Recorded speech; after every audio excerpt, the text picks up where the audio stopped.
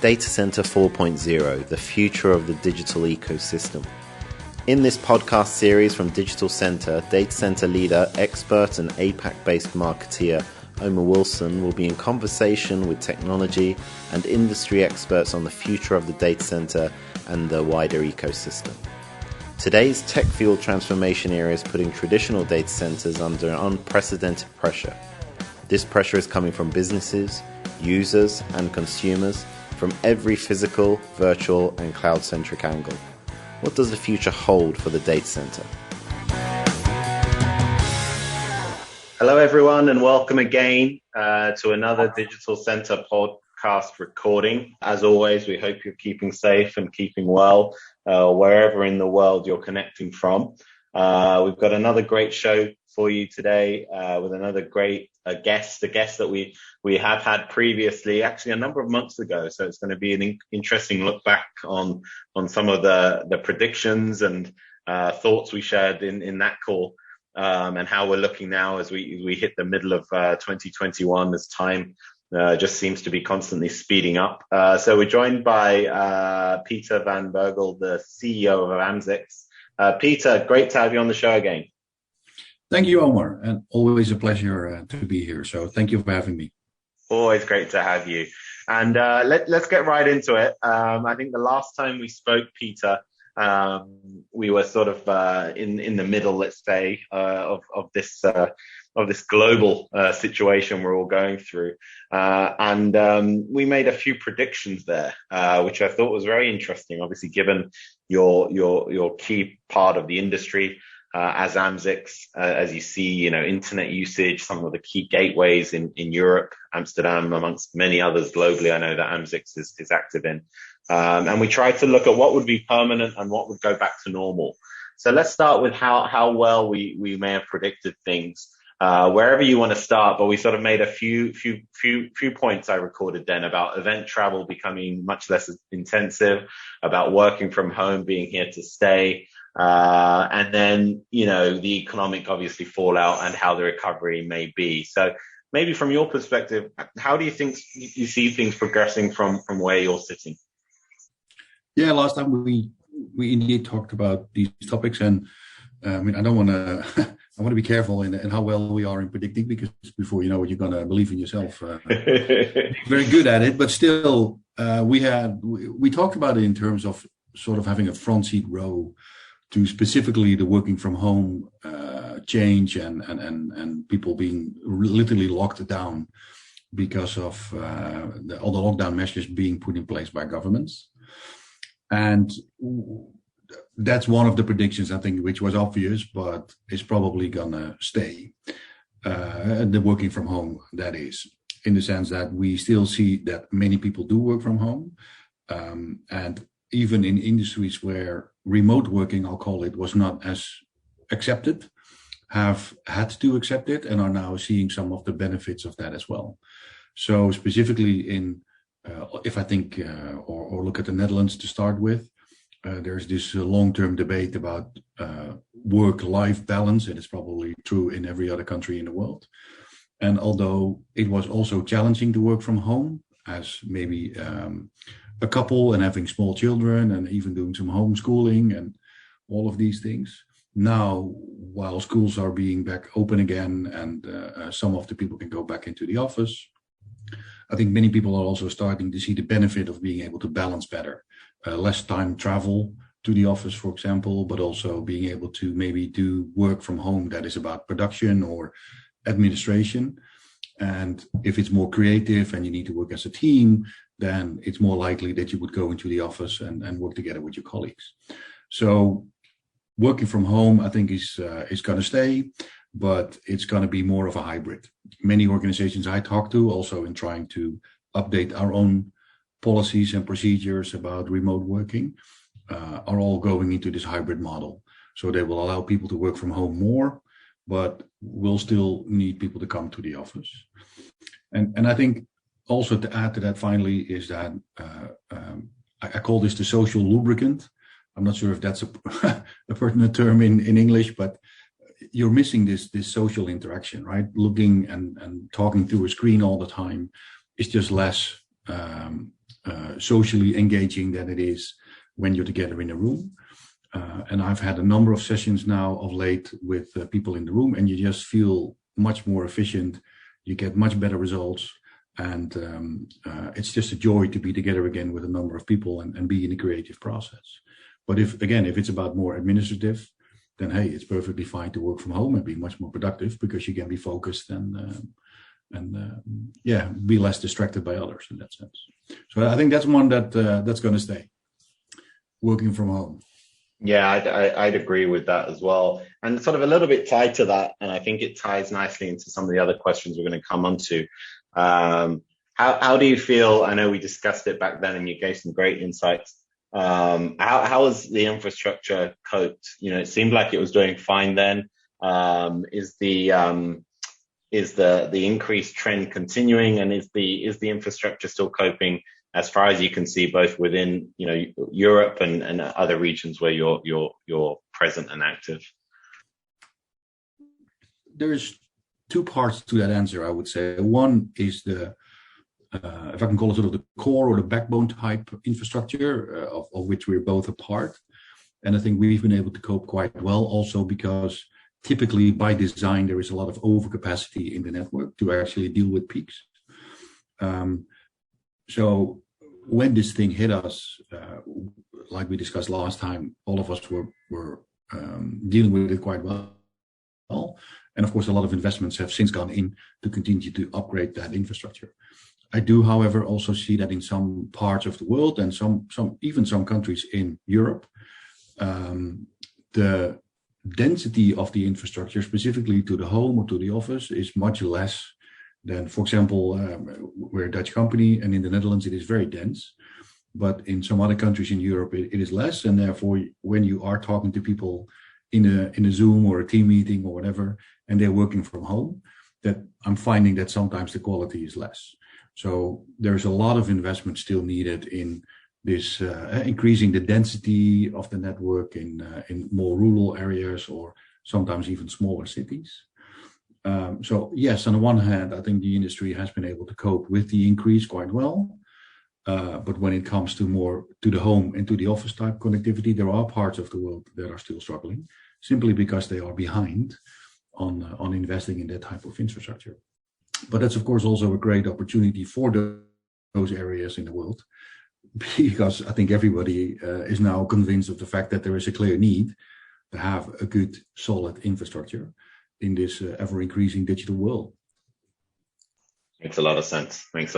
And I think, as you said, you know, we're both within that physical world, so to speak, of the infrastructure provision. But around the connectivity side, clearly you're so uniquely positioned to give that view. So let's, I think there's more we can say there. Maybe we could come back to it. I think it's such a large topic and people so topical, but let's tie it a little bit to the interconnectivity side of things, and specifically sort of the international interconnectivity market and where it's going. And a few areas maybe to start us off, and then I'll move to other areas. But you know, what can you share in terms of the connectivity trends in Amsterdam? It's such a key market and hub, and I know sitting here from Asia that it's always coming up in conversation when the customers from this part of the world look to Europe. Amsterdam is up there from a gaming, finance, trade, whatever you want to look at it, really, perspective. Yeah. How are the trends at the moment in Amsterdam? What can you share with us? Yeah. So again, if we look at, if I can start with M6 and then sort of fan out. If we look at our capacity and traffic and everything else, it's again up and to the right. So the capacity is growing, the traffic is growing, new customers connecting. So in that sense, it is still growing. And of course, last year and sort of the last 18 months have been exceptional. In the recent years, all of course driven through COVID and this working from home we talked about earlier. However, we do see also, like many others, that many companies are expediting their digitalization or digital transformation or whatever term we want to give that. Of course, migrating to the cloud. But I think we're also seeing more and more that just garbage in, garbage out sort of principle. If you do not have it in order in the first place, moving it to the cloud is not necessarily solving it. So we see a lot of investment happening in companies really thinking about how to digitalize their business and how to use technology to operate better. And automatically that means they also need to then start to think about connectivity. And maybe we've talked about this before, I can't exactly remember, but I sometimes call this application-driven connectivity. So we see more and more that solutions are being offered, but also enterprises are asking for a more diversified portfolio of connectivity, whereby they are, for example, separating standard internet traffic from business critical applications, and maybe they want to use P&I or peering. So the demand side we see changing because of the end user market becoming more mature in how they look also at connectivity. So that's one. On the other hand, of course, through that growth, we see the typical trends that we've seen for many years now, and that is the prices are coming down. There's a lot of IP transit is driving that, and that is becoming almost cheaper by the minute, which of course has a lot to do with huge investments going into new sea cables, new data centers, and new connectivity hubs coming about. So there is simply more capacity, and that automatically, of course, leads to lower prices. What we're also seeing finally is, and that's happening in Amsterdam a lot, and I think that has to do with the maturity of the market again, that from the more internet parties, so the content providers or the networks, they have more and more standard policies that if their traffic hits a particular level, a certain amount of gigabit per second or terabit per second, they switch away from the exchange and they go P&I. Simply because they want to have the control over that traffic, which of course is on the one hand a threat, you could argue, for somebody like us, and it is changing the way internet exchanges are being used. But then again, it's also an opportunity because this enterprise market is also starting to find the IXs and actually coming to us and connecting to us because they want to also have guaranteed quality, and they can sometimes not get it through the more regular services. So I think those would be some of the trends I'd say that are really in our face, and there's a couple of others we can talk about if you want. Sounds perfect. Sounds like a huge growth projection as a lot suspect.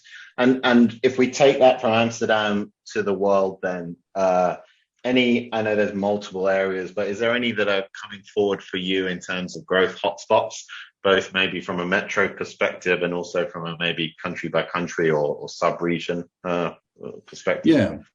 Yeah. Again, it really depends, I think, on of course, the maturity of the market, and there's therefore different types of growth. So in the more mature markets, I think in Europe specifically, we're seeing still a lot of growth, but we're also seeing a lot of discussion about neutrality and things like data sovereignty and etc. So there's a lot of growth more from the end user side, or we typically call that the enterprise side.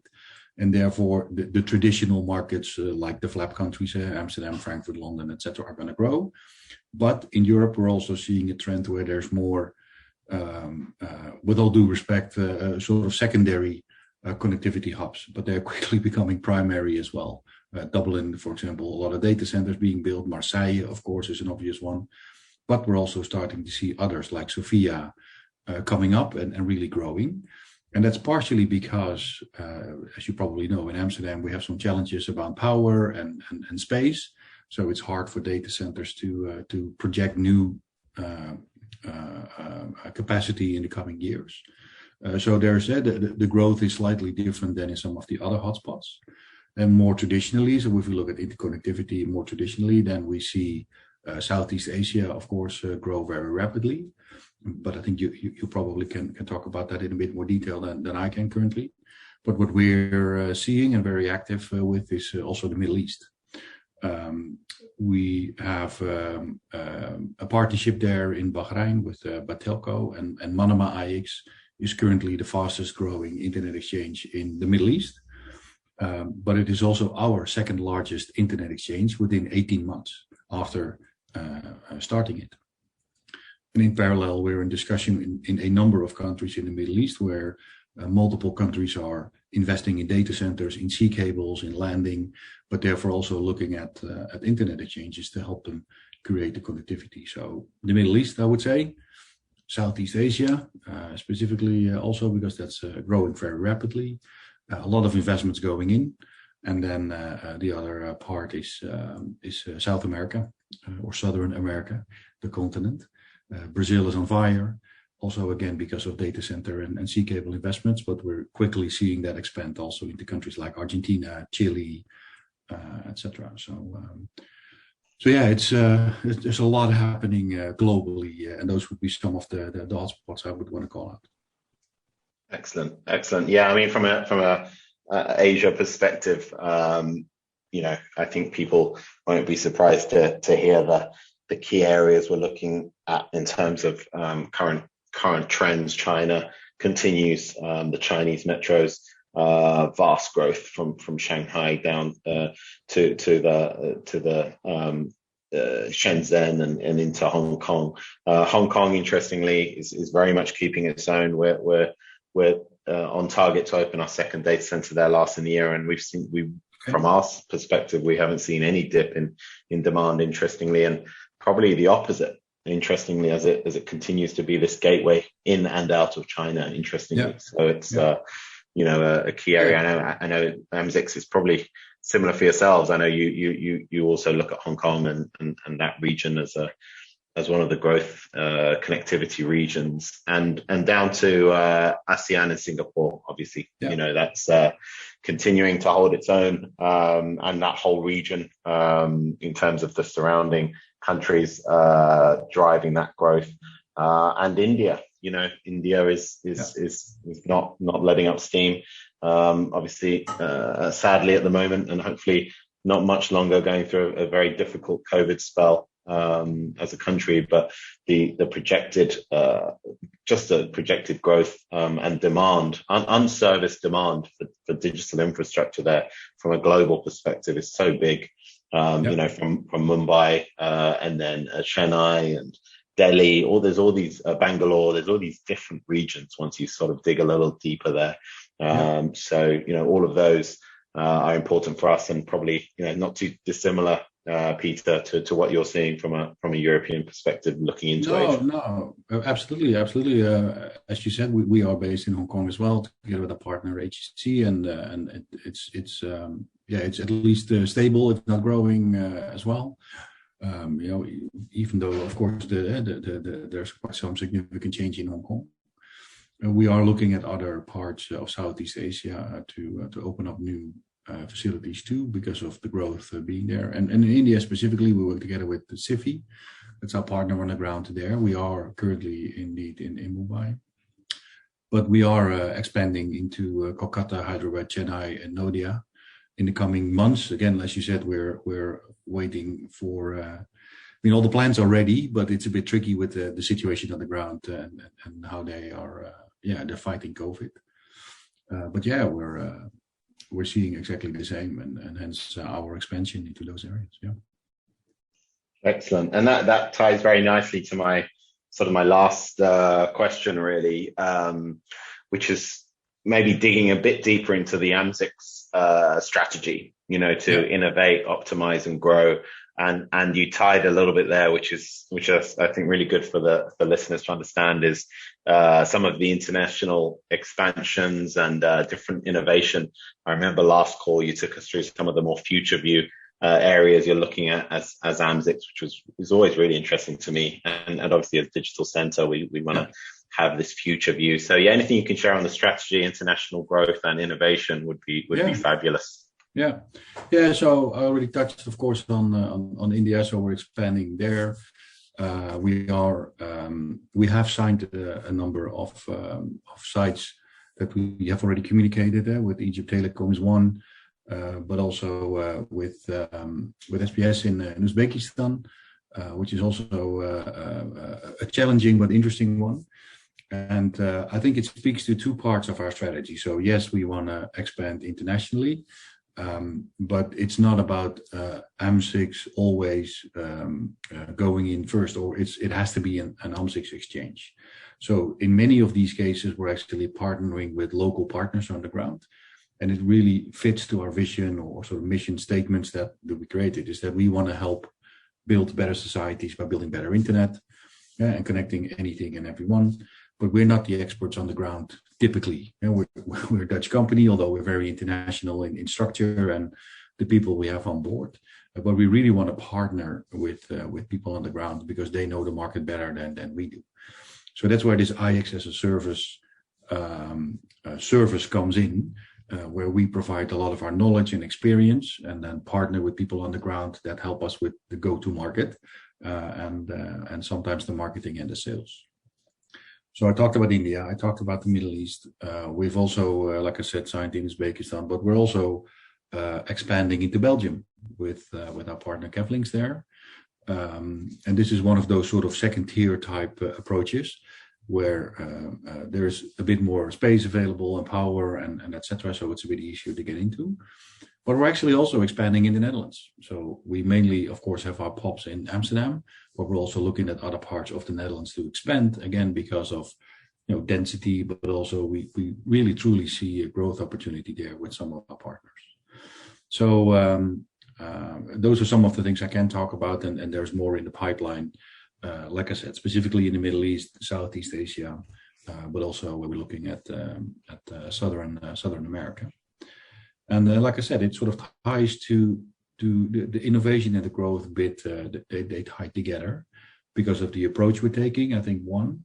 But also, I touched on this earlier, what we're seeing is this drive more and more towards companies realizing that the data is important, but they also realizing that they are bound by things like privacy laws, or that the data needs to reside in a certain country, or and I think at Digital there is this concept about data gravity, and that's another reason why we believe it is important to think about exchanges and how they could help drive that and give more control over where the data sits and resides. So the growth is partially about traditional peering and interconnectivity, but part of it is also about this new way of looking at data and how you can be more in control of where the data sits or who can make use of it. So yeah, that's maybe a final piece on the data. Actually, almost forgot. Sure, please.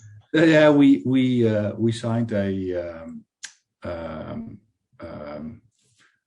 I'm struggling to find the word in English, but we are in a consortium, I'll call it, of a number of companies, together with SURF, the University of Amsterdam, and the Amsterdam Economic Board, and we actually launched the Amsterdam Data Exchange. And this is not a product yet or a service yet, but actually this consortium is working on technology, but also process and governance about how to actually exchange data. And of course, more initiatives like this are going around. But this is really based on some of our core principles of open, neutral, and safe. So this is one of those things we are investing in, first of all, from an innovation standpoint, but hopefully later also from a growth standpoint, of how we can help with some of these core values to therefore bring in an environment where it is trusted to share data.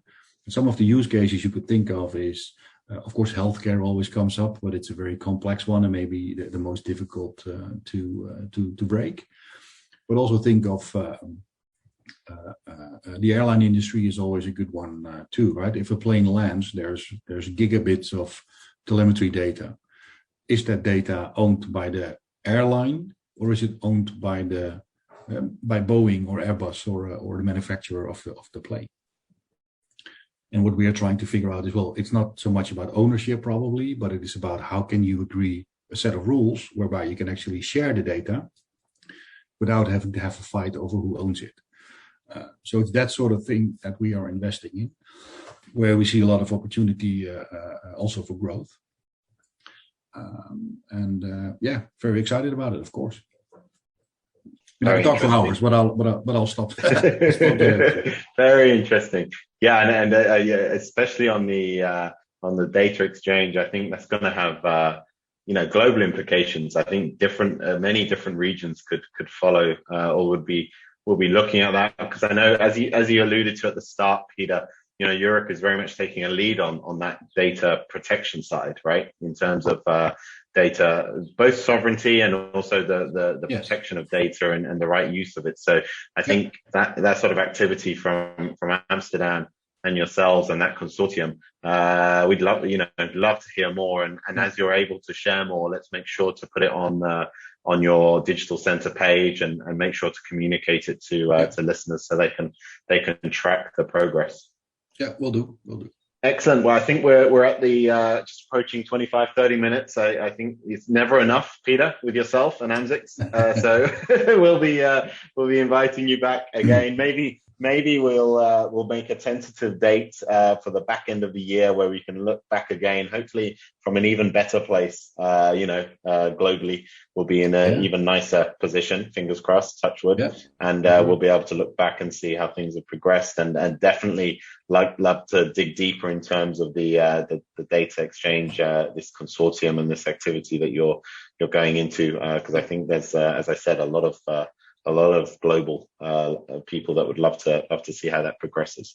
So thank you, Peter, as always. My pleasure. Time. Thank you. For the listeners, as always, thanks for joining, and please do keep an eye out, obviously, to the DigitalCentre page that you'll probably, if you're not listening live, you click through to listen to this. Have a look on the page. We always share more details around AMSIX. We'll also, share some links to as much as Peter and team are able to share around the initiative they've just entered. We'll share any of the public information they're able to, if you'd like to hear more, and obviously all of the other AMSIX expansion projects that Peter referenced. We'll make sure to put links into there so you can read more.